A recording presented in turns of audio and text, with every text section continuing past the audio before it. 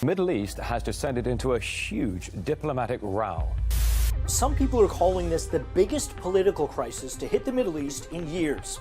Saudi Arabia, Egypt, Bahrain and the UAE have severed diplomatic ties with Qatar. Then there's the flights. Qatar Airways is one of the biggest airlines in the world. Access to air transport and naval waters has also been suspended by the entire Saudi bloc, including Egypt. It's no longer allowed to use Saudi, Egyptian, Bahraini, or Emirati airspace. That means more fuel costs, more time in the air, and some say higher ticket prices. At the end of this month, I'm scheduled to go on my dream holiday, and as you can guess, I'm flying with Qatar Airways. When I booked this trip many months ago, little did I know that there was a possibility that I'd get embroiled in one of the biggest Middle Eastern diplomatic crises in years. Now you're probably wondering, how will this affect me?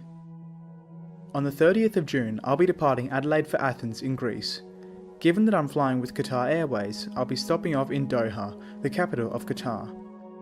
Because of an aerial blockade imposed by multiple Arab Gulf nations, my flights will have to take huge detours to reach their destinations in order to comply with the no-fly zone.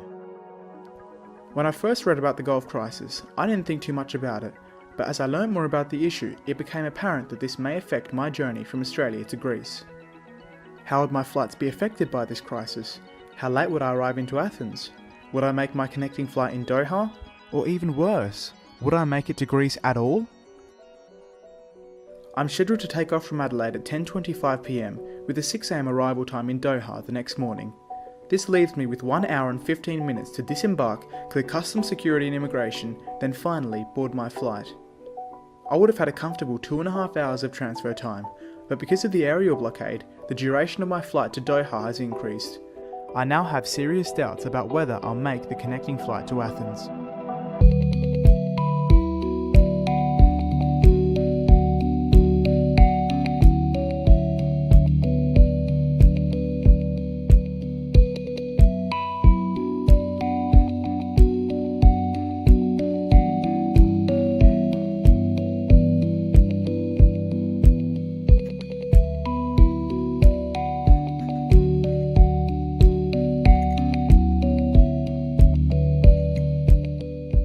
The first flight of my journey took off relatively on time, just before 10:30 p.m.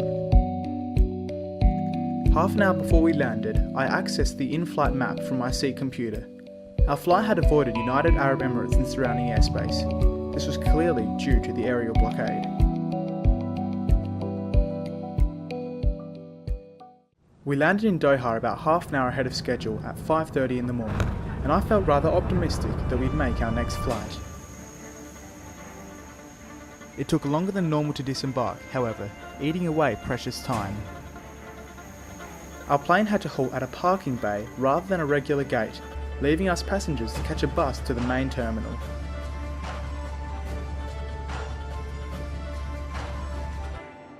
Once we exited the bus, I was able to make my way into the heart of the airport.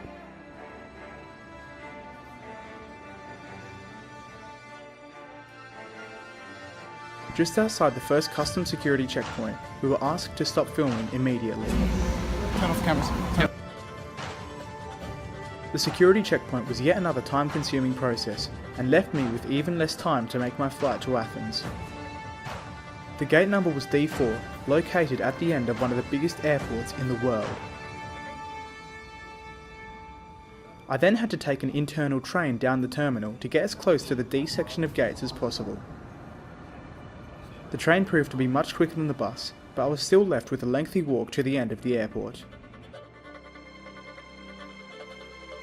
As I walked through the terminal, I was shocked that it was nearly empty.